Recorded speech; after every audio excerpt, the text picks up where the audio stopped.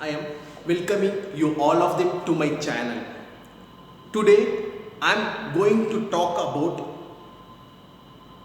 simultaneous determination of two metal ions by spectrophotometry. You have an unknown solution which containing two absorbing species. Both of their absorbance are overlapping to get an overlapping spectra. That means the two species having two different places absorbance, but it's overlapping. The peak is getting overlapped. For that case, how can you determine the individual concentration of each component? That I am going to discuss in this lecture. Let us take an example. You have two different species. Two different species.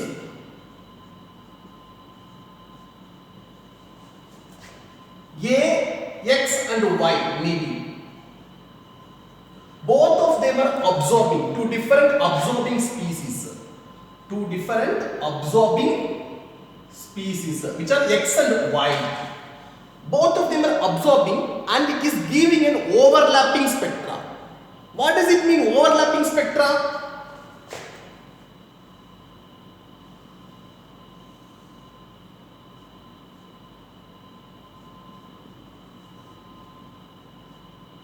A has one U visible spectra, let us assume.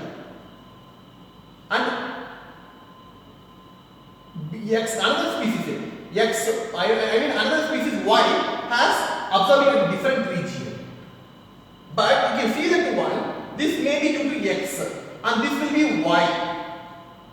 Okay, one is X and another one is Y. If you take the mixture of solution X and Y in same solution, then you will get an overlap spectra. How it will be? You will get a spectra like this. I mean, this is due to X plus Y. X plus Y. And this one will be lambda 1 and this one will be lambda 2. Okay, you have two different species which is present in solution. For that, how can you determine the individual concentration of each component? So, for that case, if you taken out the absorbance, the total absorbance A is equal to two different parameters. This is the total absorbance. So, the total absorbance definitely will be the combination of AX plus AY. I mean, absorbance due to X component and absorbance due to Y component, which is equal to epsilon X CXL plus epsilon Y CYL. Epsilon X means molar absorptivities of component X. Epsilon Y means molar absorptivities of component Y. Okay. Now let me go to more specifically. I would like to talk here more specifically. We can take an example of potassium permanganate and potassium dichromate. You have two different ions. One is potassium permanganate, another one is potassium dichromate. We know that both of them can undergo absorption. You will get similar kind of spectra. Okay, for that case, how can you determine the individual concentration? So, you can see this equation. This has two different concentrations. Cx is due to concentration of component X and Cy is the concentration of component Y. So, if you have to determine these two parameters, you should have at least two different equations. Only then it is possible to determine the two unknown components. Okay, Cx and Cy have to determine means you have to go with two different equations. Minimum two different equations are needed to get these two parameters. And for that case, what we are going to do now, we are going to measure each one with two different wavelengths. I mean, we know that potassium permanganate will be absorbed maximum at lambda max, I think around 540 nanometer. But when we come to potassium dichromate, it will be absorbed around at 440 nanometer. So we can measure absorbance at two different wavelengths. Then we can get two different equations. From that equation, what happened? We can determine the individual concentration of each component. Now let me make the equations. A1 and A2. What is A1? Absorbance at wavelength of 540. Absorbance at wavelength of 440. That means 1 means 540, 2 means 440. Okay, so A1 is the combination of AX1 plus AY1, which is again equal to AX2 plus AY2. So AX1 and AY1 means AX1 and AY1 are the absorbance of components X and Y at a particular wavelength 1 at 540 nanometer. Similarly, AX2 and AY2 means absorbance of the component X and Y at the wavelength of 440 nanometer. Then now, which is equal to, we have to relate with respect to molar absorptivity. So epsilon X1. Because why? Because epsilon molar absorptivities are highly dependent on the wavelength. If the wavelength change, it means epsilon value will be changed. So what happened? So you have to get X1. We have to get two different parameters, vector of X, because two different components have two different epsilon value, and also what happened? Epsilon value is highly dependent upon wavelength, so we are marking as X1, epsilon Cx. So when you change in the wavelength, concentration will never change. So Cx will be, no need to change the, no need to emphasize 1, and then path length. Then epsilon Y1 CYL again, which is equal to epsilon X2 CXL plus epsilon Y2 CYL. So if you have to determine these components Cx and Cy, if you have to get these two components Cx and Cy, Cx and Cy are concentration of component X, that is potassium permanganate, and concentration of component Y, that is potassium dichromate at in unknown solution, that we have to determine. So if you have to determine this parameter, then we have to find out the value of epsilon X1, epsilon Y1, epsilon X2, epsilon Y2. We have to determine these four parameters. Then, and also we have to measure A1 and A2. By making use of spectrophotometry, we can get, absorbance we can measure at 540 nanometer, as well as absorbance we can measure at 440 nanometer for unknown solution. And if this all these 6 parameters we got it means, then what happened? From this equation we can determine Cx and Cy. L is path length. It is normally 1 centimeter for normal cuvette. So L is not the big problem. The remaining 6 parameters we have to find out. Okay. Now first thing, how can we determine epsilon X? Now we have to determine molar absorptivities of X, Y at 2 different wavelengths. Determination of epsilon X1, epsilon X2, epsilon Y1, epsilon Y2. So if we have to determine this one, then what happened? We have to prepare a series of standard solution. So first thing, prepare standard solution. Prepare 5 standard solution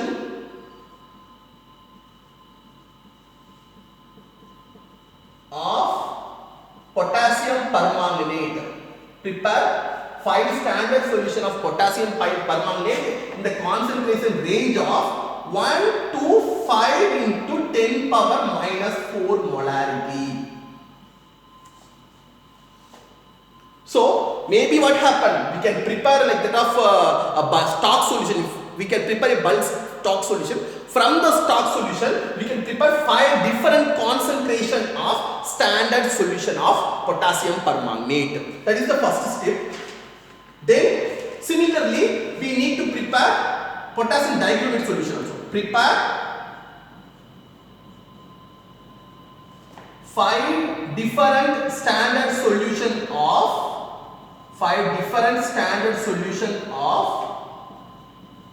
potassium dichromate. Okay, that is the concentration of 1 to 5 into 10 power minus 3 molarity. Why here 10 power minus 4 in case of here 10 power minus 3 means potassium permanganate has strongly absorbing species than dichromate.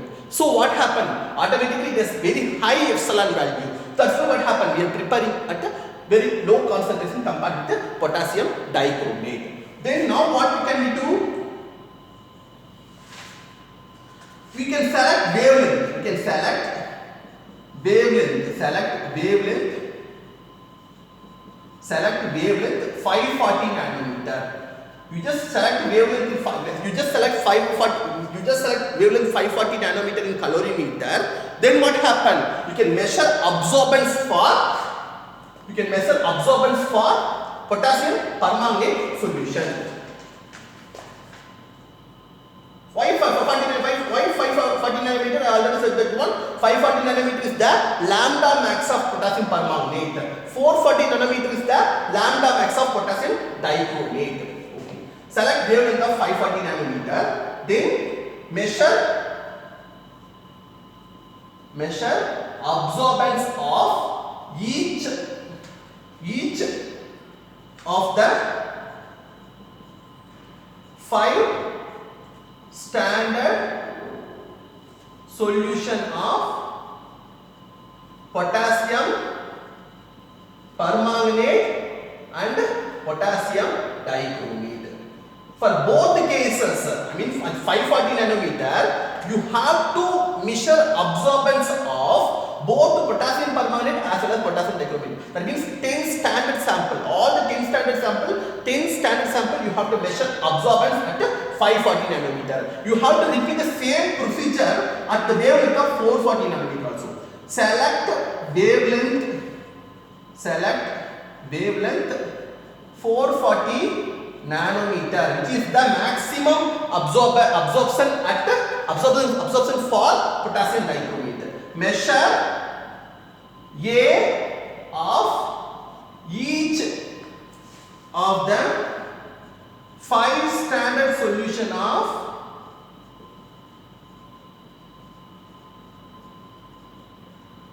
potassium permanganate and potassium dichromate. Okay. After measure, what we have to do? Once we measure absorbance for all the standard sample, now we have to draw a graph. We know the Beer-Lambert's law. Beer-Lambert's law, what happened? A is equal to epsilon CL. That means when you put, it is like Y is equal to MS plus C.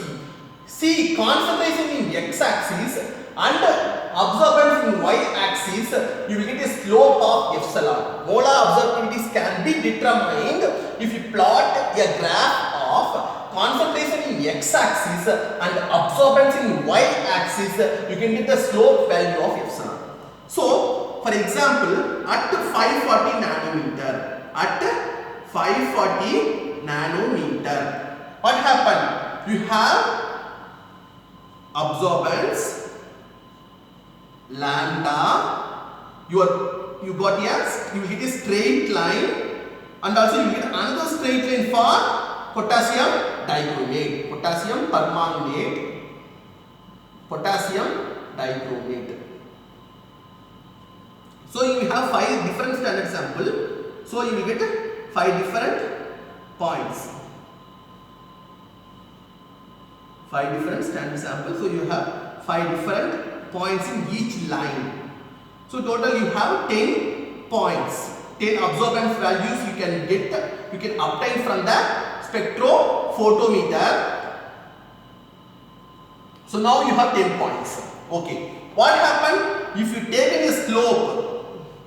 If you take a slope, from the slope what happened? You can get the information of epsilon x1. Okay. Now what happened? That means epsilon x1 means molar absorptivities of potassium permanganate at 540 nanometer. Similarly, this slope will give epsilon y1. That is, this slope will give molar absorptivities of potassium dichromate at 540 nanometer. Similarly, what we have to do? We have to do for 440 nanometer also, at 440 nanometer. So what we have to do? Similarly, we have to follow the same procedure. You have for 440 nanometer absorbance lambda. You will get 2 lines. One for potassium dichromate, another for potassium permanganate. Okay, you have again 5 points for each components, because each component have 5 different concentration. At 440 nanometer you have measured absorbance. So what happened? You will get total 10 points. The 10 points, if you plotted in this graph, you will get here 2 straight lines. Okay, this straight line, from the straight line, what happened? You can get the 2 molar absorptivities. That is, this is one is epsilon y2. This one is epsilon x2. Epsilon y2 means molar absorptivities of potassium dichromate at 440 nanometer. Similarly, epsilon x2 means molar absorptivities of potassium permanganate at 440 nanometer. So from the graph, you can, the expression of slope, from the slope what happened? From the slope in the graph, you can get the information of these 4 parameters. Okay, once you got these 4 parameters, and also by making use of spectrometer, you have an unknown concentration of solution. An unknown concentration of solution containing potassium permanganate, Cx concentration of potassium permanganate and the Cy concentration of potassium dichromate. So what happened? You have to go to spectrophotometer. At 540 nanometer, you have to measure absorbance, as well as at 440 nanometer, you have to measure absorbance. From the spectrophotometer, you can get these 2 values, as well as from the graph, you already got these 4 values. Now you have a simple quadratic equation. By making use of this equation, what happened? From this equation, if you solve, you can get the value of Cx and Cy. What is Cx? Cx means concentration of potassium permanganate and the concentration of potassium dichromate in an unknown solution. So what happened? By making use of simple Beer-Lambert's law, what happened? You have 2 different absorbing species, that individual concentration can also be obtained accurately. So very high, very important quantitative information can be obtained from Beer-Lambert's. Like this proves that even you have 2 different absorbing species and having overlapping spectra. I mean, both the absorbing spectra having the overlap. That means X means here, maybe we can assume that maybe potassium, maybe X and Y may be 2 different species. And what happened? Even though it has an overlapping spectra, what happened? We can get the individual concentration of each component by making use of Beer-Lambert law. It was now proved. Okay. Finally, thank you very much for all of them participated in this lecture.